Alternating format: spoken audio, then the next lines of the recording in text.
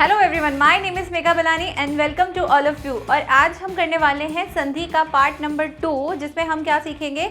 आज हम 2 संधियां सीखने वाले हैं, जिसमें स्वर संधि के 2 पार्ट्स हैं, दीर्घ संधि और गुण संधि। इन दोनों को समझेंगे, रूल्स क्या क्या होते हैं, उदाहरण देखेंगे और किस तरह से संधि विच्छेद किए हुए शब्दों को हम फिर से संधि करवाते हैं वो सीखेंगे। उसके बाद में आपको जब ये संधि कंप्लीट हो जाएगी, हमारी स्वर संधि कंप्लीट हो जाएगी, उसके बाद हम क्या सीखने वाले हैं कि अगर संधि पद किया हुआ है, पूरा संधि किया हुआ है, तो उसको विच्छेद कैसे करते हैं।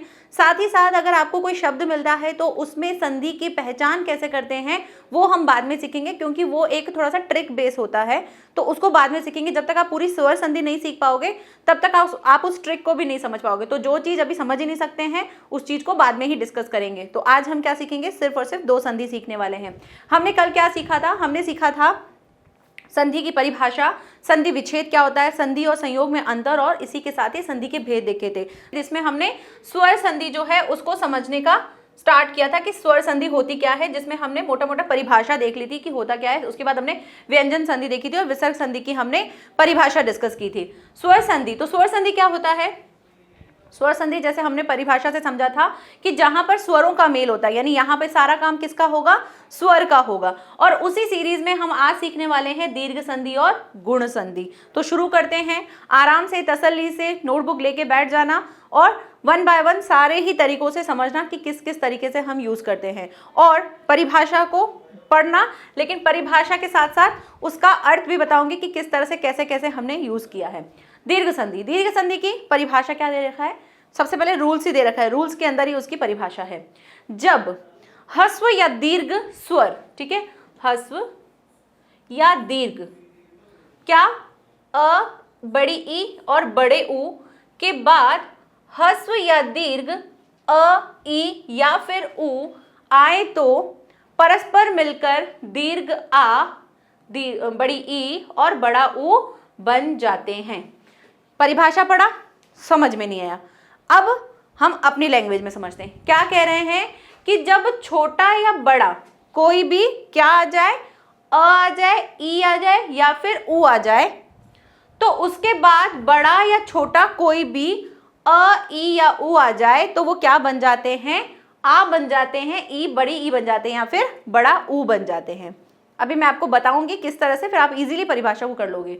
लेकिन यहाँ पे एक बात क्या ध्यान रखनी है कि जब हम दीर्घ संधि की बात करेंगे तो दीर्घ संधि में सिर्फ और सिर्फ कौन से 3 स्वर काम में आएंगे। एक तो हमारा काम आएगा बड़ा आ, बड़ी ई और बड़ा ऊ, और इन्हीं के छोटे रूप कौन कौन से, अ, छोटी ई और छोटा ऊ, सिर्फ ये ही काम आएंगे। और जब दीर्घ संधि बनेगी तब दीर्घ संधि बन के क्या बनेगी, इनको बनाएगी, यानी दीर्घ, दीर्घ मतलब बड़ा। तो अगर बड़ा बनेगा तो कौन कौन सा बनेगा, या तो आ, ई और ऊ, और बाकी के जो स्वर है 11 है, 11 में से 6 तो हम यहां समझेंगे, बाकी के 5 का इसमें कोई रोल नहीं होगा, ठीक है। दूसरा क्या कह रहे हैं, स्वरों के दीर्घ रूप यानी कि आ, ई और बड़ा ऊ में परिवर्तन होने के कारण ही इसे हम क्या कहते हैं, दीर्घ संधि कहते हैं। दीर्घ रूप बनेगा तो ही इसको दीर्घ संधि कहते हैं। दीर्घ संधि में ये मेल जो है वो 4 प्रकार से होता है, और ये प्रकार ही हमको समझने हैं। अगर हम ये प्रकार समझ लेंगे तो हमको दीर्घ संधि अच्छे से समझ में आ जाएगी। तो वो 4 प्रकार कौन कौन से हैं, आइए आगे बढ़ के देखते हैं। तो 4 प्रकार कौन कौन से हैं, 4 प्रकार हैं। फर्स्ट क्या दे रखा है, फर्स्ट दे रखा है ह्रस्व या फिर ह्रस्व स्वर का मेल। दूसरा है दीर्घ या फिर दीर्घ स्वर का मेल। तीसरा है ह्रस्व या फिर दीर्घ, ह्रस्व यानी छोटा या फिर बड़ा दोनों को मिला के होगा, या फिर दीर्घ और ह्रस्व स्वर का मेल। अब जब हम ये पढ़ रहे हैं तो हमको थोड़ा सा समझ में नहीं आ रहा क्या होगा, तो ध्यान क्या रखना है, जब भी इस तरह से रूल्स फॉलो होंगे, तो रूल्स फॉलो करने के लिए मैंने आपको कल एक चीज बताई थी कि हम 2 पद की बात करते हैं, ठीक है। तो जब संधि होगी तो वो पहले पद के, ये पहला पद है, ये दूसरा पद है, ये पद जो है ये आपको समास में भी काम आएंगे, ठीक है। ये पहला पद है, ये दूसरा पद है, तो पहले पद का जो अंतिम वर्ण है, ठीक है, ये, और दूसरे पद का जो प्रथम वर्ण है ये, इन दोनों के बीच में संधि होती है। तो कहने का मतलब है कि अगर मैं कह रही हूं कि ये ह्रस्व जो है ये इसकी बात कर रहे हैं, और यहां पे भी अगर ह्रस्व की बात कर रहे हैं, तो क्या यहाँ पे किसकी बात करना है, यहाँ पे जो ये वाला स्वर होगा ना, इस शब्द में जो स्वर डाला होगा वो स्वर, और इस शब्द में जो स्वर डाला होगा वो स्वर, उन दोनों स्वर के बारे में बात हो रही है। और उन दोनों स्वर से मिलकर एक नया स्वर बनेगा, एक नया वर्ण बनेगा जिसमें विकार उत्पन्न हो रहा होगा, और उसी को हम क्या कहते हैं, संधि कहते हैं। तो जब भी हम बात करेंगे कि ह्रस्व या फिर दीर्घ ह्रस्व, ह्रस्व दीर्घ, व्यंजन स्वर, स्वर व्यंजन, तो आपको याद रहना चाहिए, आपको समझ में आना चाहिए कि कहाँ चेंज होने वाला है। चेंज इन दो जगहों पे चेंज हो रहे होंगे और बात भी इन दो की ही की जा रही है। ठीक है, अब कंडीशंस देखते हैं। सबसे पहले क्या दे रखा है, ह्रस्व या फिर ह्रस्व स्वर, यानी कि छोटे वाले स्वर। छोटे यानी अ, यानी इस जगह पे अ आ जाए और प्लस के बाद में यहाँ पे बता रही हूँ, ठीक है, इस जगह पे अगर अ आ जाए तो ये भी छोटा है, ये भी छोटा है, दोनों मिलकर क्या बनेंगे, आ, दीर्घ वाले बनेंगे। ठीक है, ऐसे ही अगर छोटी ई और छोटी ई आ जाए तो क्या बनेगा, बड़ी ई। ऐसे ही ऊ और ऊ आ जाए तो ऊ, बड़ा ऊ बनेगा। तो बनेगा हमेशा क्या, दीर्घ ही बनेगा। चाहे आप छोटा छोटा लो, छोटा छोटा ई लो, छोटा ऊ लो, लेकिन बनेगा क्या, बड़ा ही बनेगा। अब एक चीज और ध्यान रखना, जब दीर्घ संधि पढ़ लोगे, जब गुण संधि पे आओगे तो फिर कंफ्यूजन क्रिएट हो जाएगा।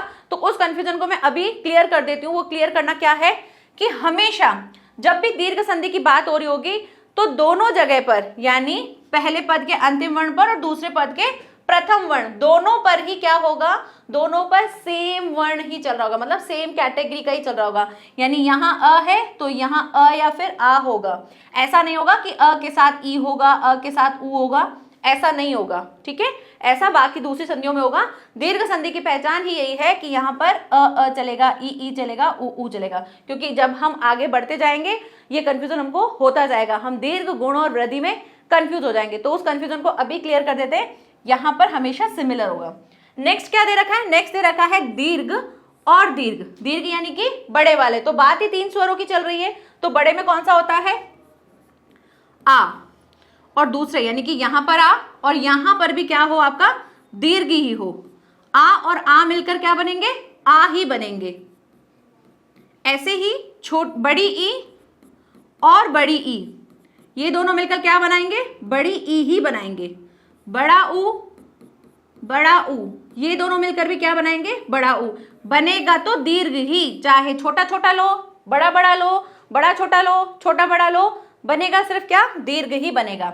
नेक्स्ट देखो, अब देखो यहाँ पे मैंने क्या लिया है, सेम कैटेगरी लिया ना, अ है तो आ है तो आ ही लिया है, ई है तो बड़ी ई ही लिया है, बड़ा ऊ है तो बड़ा ऊ ही लिया है। ऐसा नहीं किया कि बड़े ऊ के साथ आ रहा है, ये दीर्घ संधि में नहीं होता है, सेम सेम वाले लेते हैं। ठीक है, नाउ नेक्स्ट ह्रस्व या फिर दीर्घ। ह्रस्व यानी कि छोटा और दीर्घ मतलब यहाँ पे छोटा और यहाँ पे बड़ा।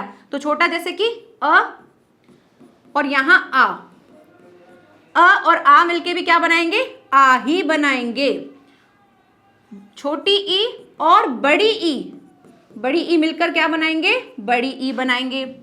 छोटा ऊ और बड़ा ऊ मिलकर क्या बनाएंगे, बड़ा ऊ ही बनाएंगे। बनेगा तो दीर्घ ही। नेक्स्ट, इतना डिटेल में नहीं समझ पाते हैं वैसे हम, लेकिन यहाँ पे अगर आप रूल समझ लोगे तो आप आराम से संधि कर लोगे और आपको दिक्कत भी नहीं आएगी। नेक्स्ट देखो क्या दे रखा है, दीर्घ और ह्रस्व। तो दीर्घ यानी कि बड़ा आ। अगर आपके शब्द में यहाँ पर आ की मात्रा होगी, अभी आप उदाहरण देखोगे ना आपको और क्लियर होगा। यहाँ पर आ की मात्रा है और यहाँ क्या है, ह्रस्व, तो यानी कि छोटा। अगर अ लिया तो भी क्या बनेगा, आ। कान यहाँ से पकड़ो, यहाँ से पकड़ो, बात एक ही है। ठीक है, नेक्स्ट है आ के बाद क्या है, बड़ी ई और छोटी ई ले रहे हो तो भी क्या बनेगा, बड़ी ई ही बनेगा। बड़ा ऊ और छोटा ऊ लो तो भी क्या बनेगा, बड़ा ऊ ही बनेगा। ठीक है, तो बनेगा तो क्या, बड़ा ही, इसीलिए इसको इन्होंने क्या कह दिया है, दीर्घ संधि कहा है। तो ये हो गए रूल्स। अब आगे बढ़ते हैं हम इसके उदाहरण पे। उदाहरण देखेंगे तो हमको और अच्छे से क्लियर होगा कि हाँ भाई ये ऐसे से बना है। आज हम सिर्फ और सिर्फ संधि विच्छेद का संधि बनाना सीखेंगे। संधि से संधि विच्छेद करना वो मैं फिर से आपको एक बार और सिखाऊंगी, या यहीं पर ही आपको सिखा भी दूंगी। थोड़ा थोड़ा हिंट लेना, फिर बाकी हम प्रैक्टिस करेंगे। जब हमारी स्वर संधि हो जाएगी तो उसको हम प्रैक्टिस करेंगे, तो उससे आपकी संधि जो है बहुत पक्की हो जाएगी। ठीक है, अब उदाहरण देखते हैं। उदाहरण क्या है, सबसे पहले देखो पहला रूल दे रखा है जो हमने देखा था, ह्रस्व या फिर ह्रस्व स्वर से मेल बने तो कैसे देख रहे हैं। अगर ह्रस्व यानी कि छोटा और छोटा, यहाँ फटाफट से हम रूल्स लिख लेते हैं जिससे हमको याद रहेगा। क्या होता है भाई, छोटा अ यानी अ और अ मिलकर क्या बनेंगे, आ बनाएंगे। ऐसे ही ई और बड़ी छोटी ई मिलकर क्या बनाएंगे, बड़ी ई बनाएंगे। और छोटा ऊ और छोटा ऊ मिलकर क्या बनाएंगे, ऊ बनाएंगे, बड़ा ऊ। ठीक है, यही फर्स्ट हमारा रूल्स था, हम इसी को फॉलो करते हैं। देखो कैसे, हमारा पहला पद ये रहा, दूसरा पद ये रहा। संधि कहाँ होती है, लास्ट वाले शब्द में होती है ना, और इसके फर्स्ट वाले में होती है, लास्ट वाले अक्षर में होती है इसके, और इसके फर्स्ट वाले में होती है। अब यहाँ पे य में क्या लगा हुआ है, अ लगा हुआ है ना, और यहाँ पर क्या लगा हुआ है, यहाँ पे भी अ है। तो अ और अ मिलकर क्या बनाएंगे, अ और अ मिलकर बनाएंगे भाई आ बनाएंगे, आ बनाएंगे। तो बन रहा है ये रहा, र तो ये था, इस अ की जगह हमने क्या लगा दिया, आ लगा दिया, बन गया सूर्यास्त। अब नेक्स्ट देखो, नेक्स्ट क्या दे रखा है, कपिंद्र, कपि जमा इंद्र। यहां पर देखो तो यहाँ क्या है, छोटी ई दे रखी है, और यहाँ पे भी क्या है, छोटी ई दे रखी है। इसको करके देखते हैं। देखो कपि जमा इंद्र ऐसे लिखा हुआ है। अब हमको क्या करना है, हमको संधि को बनाना है ना, संधि करनी है हमको। तो संधि कैसे करेंगे, यहां का अंतिम ले लो, इसका प्रथम ले लो, बाकी को छोड़ दो। इसमें क्या है, प में क्या बना हुआ है, प कैसे बना हुआ है, प बना हुआ है ऐसे, प जमा ई, ऐसे बना हुआ है ना, इसलिए मैंने आपको विच्छेद सिखाया था, क्योंकि यहाँ पे काम आएगा। हमको आ गया करना विच्छेद, यानी प को हमने इस तरह से टुकड़ों में तोड़ दिया। नेक्स्ट इंद्र में क्या है, इंद्र में ई और एक आधा न बना हुआ है ना, इसके ऊपर न लगा हुआ है ना, तो ये आधा बना हुआ है, तो इसको तोड़ दिया। यहाँ का क, यहाँ का द्र, इसको तो हम बाद में जब संधि हो जाएगी, इन दोनों के बीच की संधि होकर हमको जब रिजल्ट मिल जाएगा तो उसको डाल के इन दोनों को आगे पीछे जोड़ देंगे। ठीक है, हमको तो मेन इन और इसके और इसके बीच में संधि करनी है, तो इसके बीच में संधि करने के लिए हमको रूल्स पता होने चाहिए। तो रूल्स क्या है भाई, लास्ट में देखो ये बीच में है ना प्लस, इसको मैंने ऐसे सर्कल बना दिया। अब रूल क्या था, छोटी ई और छोटी ई, यहाँ भी छोटी ई आ रहा है, यहाँ भी छोटी ई आ रहा है, हमारा रूल्स फॉलो हो रहा है। छोटी ई और छोटी ई मिलके क्या बनाएगी, बड़ी ई बनाएगी। मैंने बना दी बड़ी ई। इस बड़ी ई को प के अंदर लगाएंगे तो कैसे आएगा, पी की मात्रा यहाँ से आएगी, है ना। बचा क्या, आधा न और इधर द्र और इधर क, तो कपिंद्र ऐसा होना चाहिए। आ गया कपिंद्र, है ना मजे वाली। नेक्स्ट एक और देखते हैं, शरण अर्थी।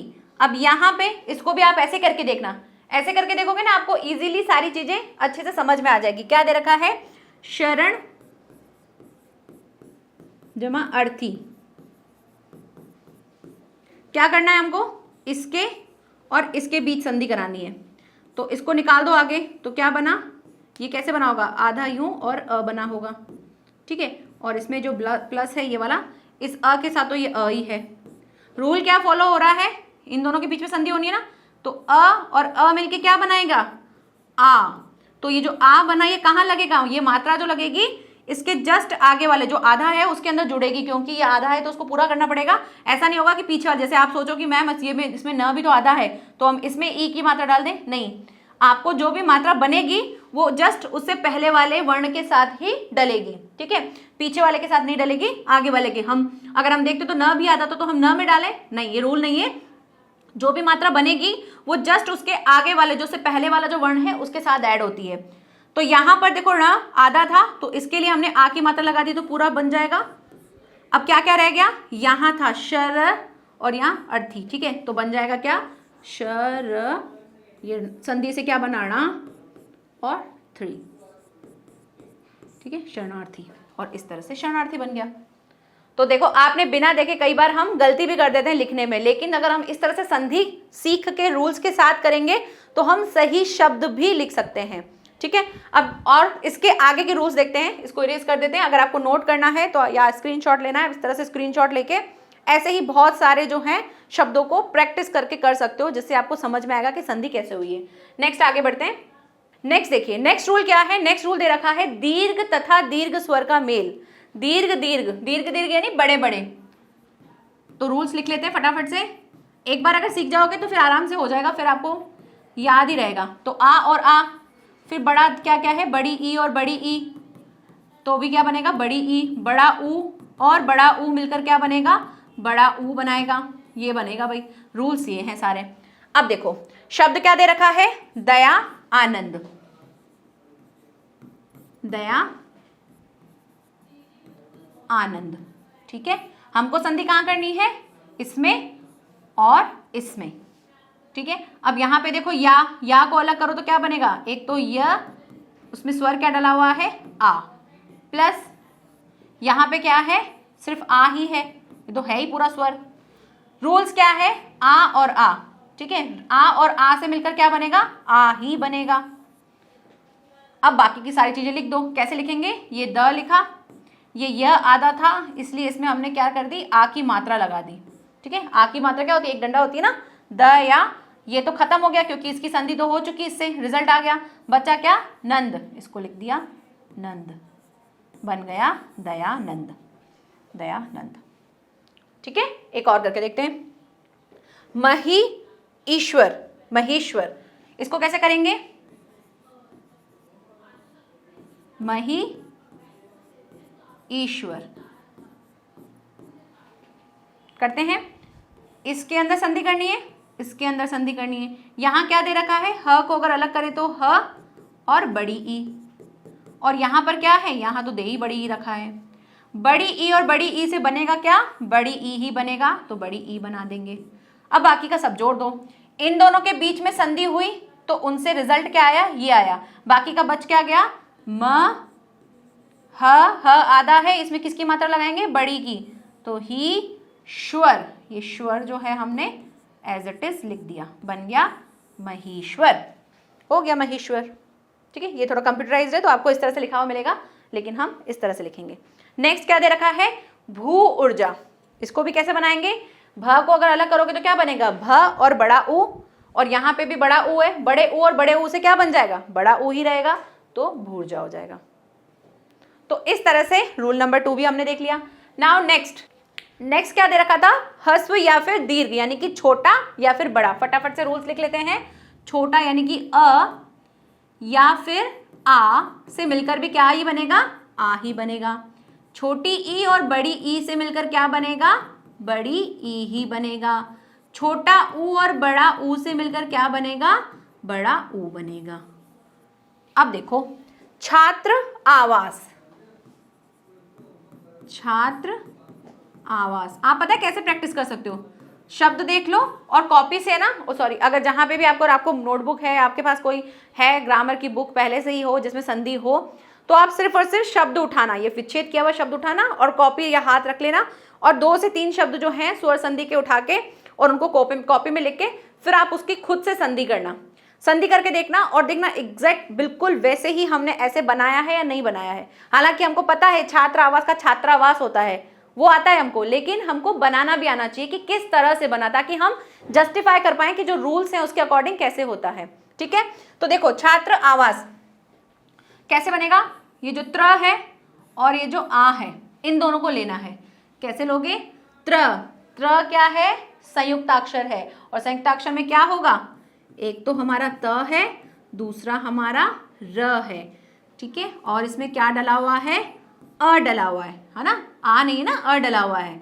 फिर इसमें प्लस लगा के, ये प्लस में सर्कल इसलिए करती हूँ ताकि आपको पता रहे कि ये वाला प्लस है। नेक्स्ट आता है आ। अब रूल क्या है, छोटा अ और आ, यानी अ और आ से, छोटा तो नहीं बोलते, अ और आ से मिलकर क्या बनेगा, आ ही बनेगा। तो क्या बनेगा इस तरह से, ये जो त्र है इसका तो कुछ काम ही नहीं हुआ, तो त्र को वापस जोड़ के लिख दो ऐसे। ठीक है, तो कैसे बनेगा, छा हो गया, ये इन दोनों के साथ फिर से कुछ नहीं हुआ। अगर हमने इसलिए अलग किया इसको ताकि हमको पता रहे कि इसको अलग करके क्या पता इसका कुछ और यूज होता है, लेकिन कुछ यूज नहीं हो रहा, वापस से इसको जोड़ देंगे। अब ये अभी आधा है, इसमें क्या लगेगा, आ की मात्रा लगेगी, तो क्या हो जाएगा, त्रा, फिर बचा क्या, वास, क्योंकि इसकी संधि तो हो गई, बचा वास, हो गया छात्रावास। नेक्स्ट क्या है, नेक्स्ट है मुनि ईश, मुनि ईश। तो मुनीश के साथ कैसे बनाओगे, देखो यहां पे क्या दे रखा है, इधर से हमको नी निकालना है, इधर से हमको ई निकालना है। नी को अगर विच्छेद करोगे तो क्या बनेगा, न और छोटी ई, और यहां पर क्या बनेगा, बड़ी ई। छोटी ई और बड़ी ई मिलकर क्या बनाएंगे, बड़ी ई बनाएंगे, क्या बन जाएगा, मु अब न में किसकी मात्रा लगाएंगे, बड़ी की, तो बन जाएगा नी, और बचा हुआ क्या था यहाँ पे, श, मुनीश। ठीक है, तो इस तरह से मुनीश हो गया। ऐसे ही अंबु उर्मी, अंबुर्मी हो जाएगा, जिसमें हम छोटे और बड़े को मिला के बनाएंगे। यहाँ पे ध्यान रखना, अब कई बार क्या होता है, हम गलतियां जो करते हैं ना शब्द शुद्धि में, यहाँ से वो गलती नहीं होगी, क्योंकि आप इजीली पता कर पा रहे हो कि यहाँ पे छोटा ऊ है और यहाँ बड़ा ऊ की मात्रा आ गई है। क्यों आई है, क्योंकि छोटा ऊ और बड़ा ऊ, अब यहाँ इतनी अगर प्रैक्टिस कर लोगे ना तो यहीं पर ही शब्दों में आप देख पाओगे कि कैसे छोटा ऊ और बड़ा ऊ मिलकर क्या बनाएंगे, बड़ा ऊ ही बनाएंगे। तो आप क्या लिखोगे, अम्ब लिखोगे, ब आधा था उसको आधा ही रखोगे, उसमें बड़े ऊ की मात्रा लगा दोगे, ये तो हट गया, कैंसिल हो गया, क्योंकि इसके साथ संधि हो गई, बचा क्या, मी, तो अंबुर्मी।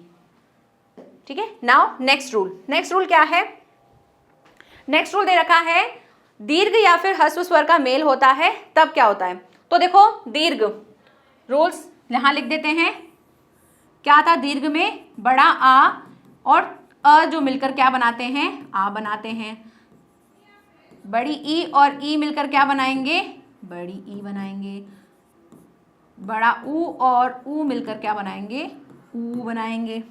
कैसा बना, रेखा अंकन।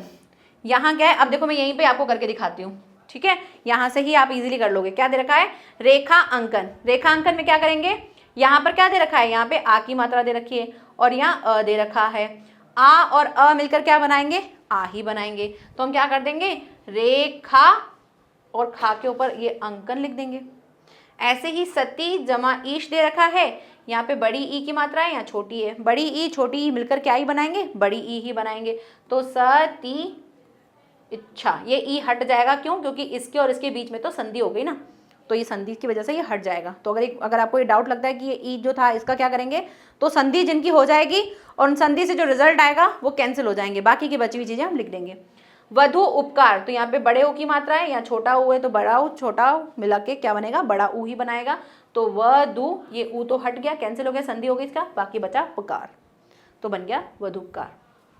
ठीक है, तो दीर्घ संधि का यही रूल है कि आपको पता होना चाहिए, चाहे मैं छोटा लूं बड़ा लूं, बड़ा लूं छोटा लूं, अ का मेल होता है, ई का मेल होता है, ऊ का मेल होता है, और इनसे मिलकर बनता क्या है, दीर्घ ही बनता है। यानी कि आ की मात्रा आएगी या फिर बड़ी ई की मात्रा आएगी या फिर बड़े ऊ की मात्रा आएगी। ठीक है, मात्रा में तो कंफ्यूजन नहीं है ना, तो ये आएगा। ठीक है, अब आगे स्टार्ट करते हैं। हमारा नेक्स्ट है गुण संधि। गुण संधि में क्या होता है, समझते हैं रूल्स को। जब अ अथवा आ, ठीक है, जब अ अथवा आ का मेल ई या फिर ई के साथ, यानी छोटी ई और बड़ी ई के साथ होता है, तो दोनों मिलकर क्या बनाते हैं, दोनों मिलकर ए बनाते हैं। इसको मैं यहां लिख रही हूं, क्या कह रहे हैं, जब अ या फिर आ किसके साथ मिलते हैं, छोटी ई या फिर बड़ी ई के साथ मिलते हैं, तो वो क्या बनाते हैं, ए बनाते हैं। नेक्स्ट, ये परिभाषा यहां तक कंप्लीट हो गई। और जब ऊ तथा बड़ा ऊ से होता है, क्या होता है, यानी जब अ और आ के साथ, अ या फिर आ के साथ छोटा ऊ या बड़ा ऊ आता है, तो क्या बनता है, दोनों को मिलाकर ओ बनता है। ठीक है, ओ बनता है। नेक्स्ट, जब री से होता है तो दोनों मिलकर अर बनता है। मीन्स जब अ या फिर आ के साथ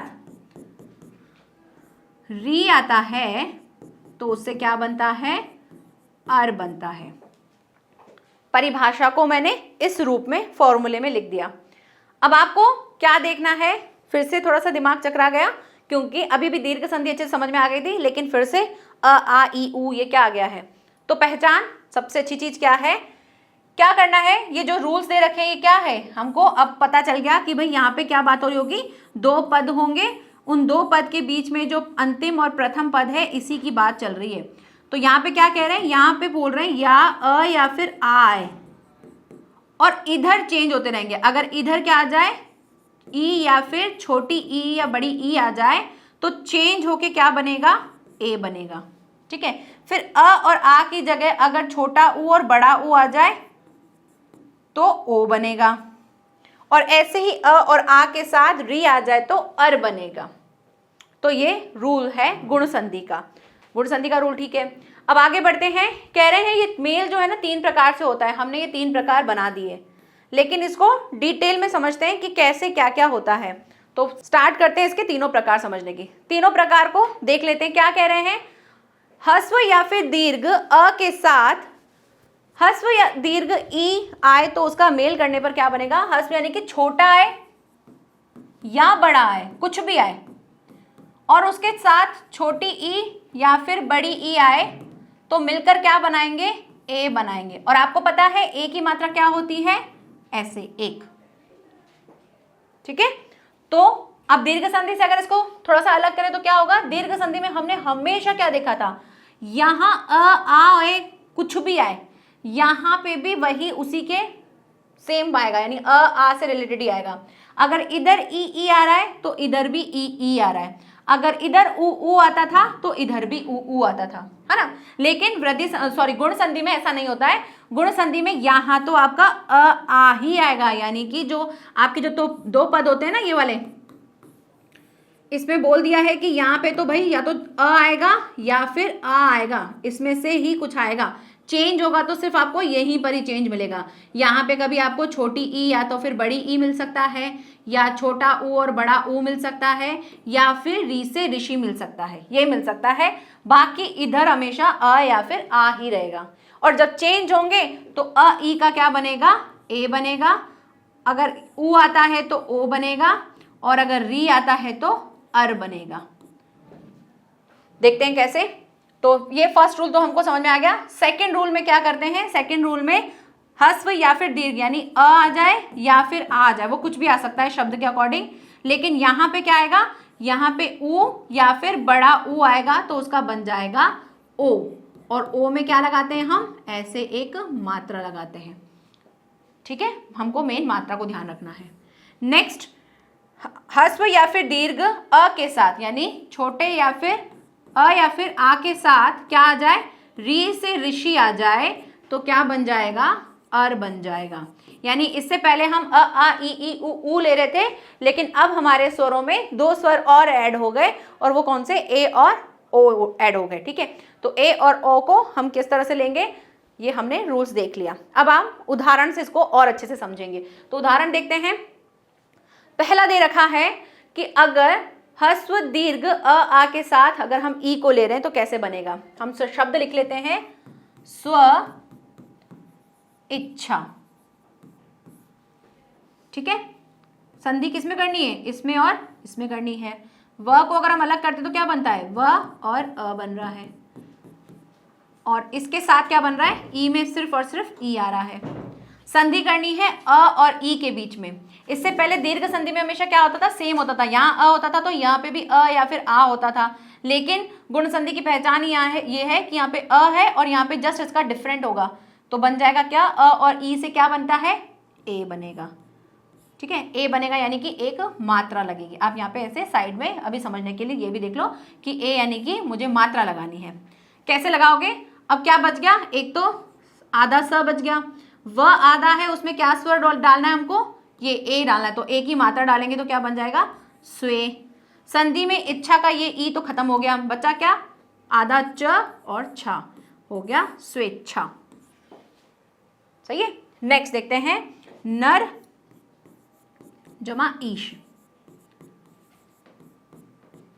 अब नर जमा ईश को कैसे बनाएंगे, यहां पर क्या है, र में क्या संधि की हुई है, र जमा अ, इस तरह से। ठीक है, इसको कर दिया। और ई में, यहाँ पे ई के बीच में क्या है, यहाँ ई ही है, इन दो के बीच में करवाया। अब बचा क्या, र और ई, अ और ई से क्या बनेगा, अ और ई से बनेगा ए, और उसके लिए हमको क्या लगानी होगी, एक मात्रा। बचा हुआ बाकी का सब लिख दो। क्या लिखेंगे, न, र आधा है, इसको मात्रा से कंप्लीट करेंगे स्वर से, तो क्या बन जाएगा, रे, और इसमें क्या बचा, श, क्योंकि ई तो खत्म हो गया संधि करने से, हो गया नरेश। ऐसे ही महा ईश्वर, महा ईश्वर कैसे बना, महा ईश्वर। और इससे पहले हमने एक देखा था महीश्वर, मही जमा ईश्वर, तो मही ईश्वर क्या था, मही ईश्वर तो हमने किसके साथ बनाया था, क्योंकि उसमें ई की मात्रा थी और यहाँ पर आ है, तो संधि चेंज हो गई, शब्द भी अलग है और संधि भी अलग हो गई। तो आपको ध्यान रखना है कि जब अगर इसमें अलग अलग डिफरेंट स्वर होंगे तब ये कोई दूसरी संधि होगी, सेम स्वर आ जाते हैं तब ये दीर्घ संधि होगी। तो कैसे बनेगा, महा ईश्वर से अगर बनाए तो यहाँ पे हा है, यहाँ पे ई है, तो हा का बनाया तो क्या आधा ह और हो गया आ, और इसमें क्या है बड़ी ई है। हमने तो कहा था छोटा हो या आ हो, और यहाँ पे भी बड़ी ई या छोटी ई हो, बनेगा तो क्या है ए बनेगा, और उसकी क्या लगाएंगे हम एक मात्रा। कैसे बनेगा, मह लिखा, ये ह आधा है, इसको लिया, इसको पूरा करने के लिए स्वर डाला ए, बचा क्या स्वर, लिख दिया स्वर, महेश्वर। और ऐसे ही जब हमने महीश्वर देखा था तो हमने क्या बोला था, मही जमा ईश्वर, महीश्वर हो गया था, क्योंकि उसमें ई और ई के साथ मिलकर क्या बनता था, बड़ी ई बनता था। क्लियर। नेक्स्ट ये हो गया। अब इसका नेक्स्ट रूल देखते हैं हम। नेक्स्ट रूल क्या है, नेक्स्ट रूल है कि जब हम इसके साथ सेकंड वाला अगर अ और आ के साथ हम अगर क्या लगा दें, ऊ या फिर ऊ लगा दें, तब क्या बनता है। तो तब बनेगा, रूल लिख देते हैं, अ या आ के साथ छोटा ऊ या बड़ा ऊ डालें तो बनेगा क्या ओ, ये रूल है।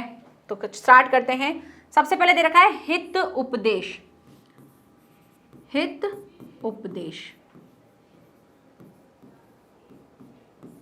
यहां पे क्या है त को किया त और अ, और यहां क्या है ऊ, अ और ऊ से मिलकर क्या बनेगा ओ बनेगा, और ओ के लिए हम क्या लगाएंगे, एक इस तरह से ओ की मात्रा लगाएंगे।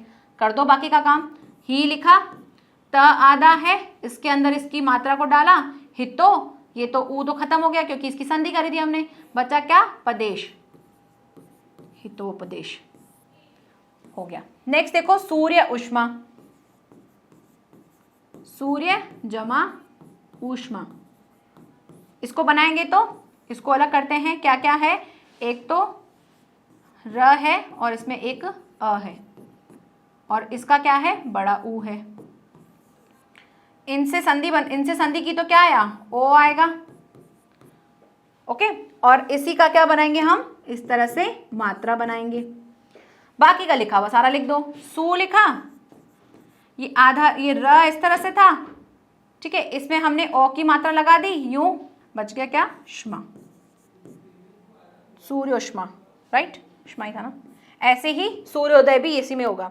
अब गंगा उदक को देखो, गंगा उदक को कैसे बनाया, गंगा उदक, गंगा में क्या है आ की मात्रा है और यहाँ ऊ है, आ और ऊ मिलकर क्या बनाएंगे, ऐसे ओ की मात्रा बनाएंगे। तो आधा ग होगा, इस आधे ग में हमने ओ की मात्रा लगेगा तो बन जाएगा गो, गंगो दक, क्योंकि ऊ की तो हमने संधि कर दी, तो गंगोदक। नेक्स्ट ऐसे ही महा उष्मा, यहाँ पे आ की मात्रा है, यहाँ बड़ा ऊ है, आ और बड़ा ऊ मिलकर क्या बनाएंगे ओ बनाएंगे। ओ बनाएंगे तो जो भी आपको मिलता है ना, अगर आपको जो भी स्वर है, सॉरी जो भी आपका अक्षर है उसमें से अगर आप मात्रा निकाल दोगे तो क्या बचेगा, वो एक वर्ण रहेगा, उस वर्ण के अंदर हम जब स्वर डाल देंगे तो फिर से वो बन जाएगा। तो यहीं पे आप अपने आप को माइंड में रेडी कर लो कि हाँ अब यहाँ पे क्या होगा, ह आधा होगा। अब अगर ह आधा होगा तो कैसे बनेगा, म ह में हम इसकी ओ की मात्रा लगा देंगे, म हो श्मा, श्मा लगा देंगे, हो गया महोष्मा। ठीक है, नेक्स्ट इसका ये सेकंड रूल है। अब नेक्स्ट रूल देखते हैं इसका थर्ड रूल, कि थर्ड रूल क्या होता है। थर्ड रूल देखते हैं। थर्ड रूल क्या दे रखा है, ह्स्व दीर्घ अ के साथ री से ऋषि, है ना। ठीक है, अब इसका मेल कैसे है, अ या फिर आ, ठीक है, अ या आ दोनों में से कुछ भी हो, और यहां पर आपको री से ऋषि मिल जाए तो बन जाता है क्या अर। कैसे देखो, राज ऋषि, इसको अगर हम ले तो क्या है राज ऋषि। ठीक है, कैसे बनेगा देखो, ये ज है, इस ज को हमने आधा किया तो ज और अ बना, और यहां क्या बना री, ऋषि री बना। इसकी और इसकी संधि करने पर क्या आएगा भाई, अर आएगा, अर, है ना, अर आएगा। अब आप कैसे करोगे, ये थोड़ा सा ध्यान से समझने वाली चीज है ना। कैसे समझोगे, देखो रा तो हमने एज इट इज लिख दिया, ज आधा था तो इस ज के लिए मैंने ये अ वाला स्वर डाल के इसको पूरा कर दिया, ज हो गया। शी तो लिखा हुआ ही था, अभी बच गया र। ये र कहाँ जाएगा, ये शब्द के बीच लास्ट में जाके इस तरह से बन जाएगा राज ऋषि। और यही इसकी पहचान भी है कि जब शब्द के अंत में आपको इस तरह से र दिखे तो समझो वो किसका उदाहरण है, वो गुण संधि का उदाहरण है। ठीक है, एक और देखते हैं, जैसे महर्षि लिखा है,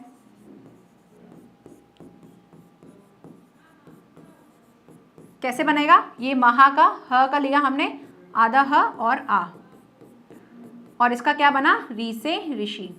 इससे और इससे क्या बनेगा भाई? अरि बनेगा। हमको तो अरि बनाना है। कैसे बनाएंगे?